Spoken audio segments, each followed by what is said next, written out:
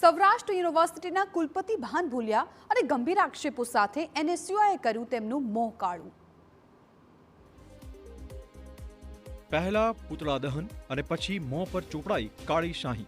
આ છે સૌરાષ્ટ્ર યુનિવર્સિટીના પૂર્વ કુલપતિ અને બીજેપી નેતા, જેમણે એવું તો પોત પ્રકાશ્યું કે શિક્ષણ વિભાગ થયો છે શર્મસાર।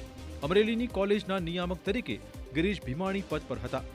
3-4 દિવસ પહેલા વિદ્યાર્થીનીઓ આબુ પ્રવાસે ગઈ હતી, જ્યાં ગિરીશ ભીમાણી પણ પાછળ કાર લઈ પહોંચી ગયા। 10 જેટલી વિદ્યાર્થીનીઓને અડપલા કર્યા। આ આરોપ બાદ કોલેજમાંથી તેમને સસ્પેન્ડ કરી દેવાયા। પહેલા અમરેલીમાં પણ વિરોધ થયો હતો અને હવે એનએસયુઆઈ મેદાનમાં આવ્યું છે અને કાર્યક્રમ આવ્યો હતો। આ ગિરીશ ભીમાણી કુલ નશાની હાલતમાં હતા અને તે વિદ્યાર્થીનીઓ સાથે અડપલા અને છેડતીનો બનાવ એ સામે આવે છે। ત્યારે અમે આજે શિક્ષણ વિભાગ અને સરકારને વિનંતી કરીએ છીએ કે આ ગિરીશ ભીમાણી પર કડકમાં કડક પગલાં લેવામાં આવે। એનએસયુઆઈના કાર્યકર્તાઓએ આક્રમક વિરોધ પ્રદર્શન કર્યું। ગિરીશ ભીમાણીને જાહેરમાં આંતરીને શાહી ફેંકી અને મોં કાળું કર્યું। તેમની માંગ છે કે ભીમાણી સામે કડક હાથે કાર્યવાહી કરાય। બીજી બાજુ કોંગ્રેસે પણ ભારે આરોપ મૂક્યા છે।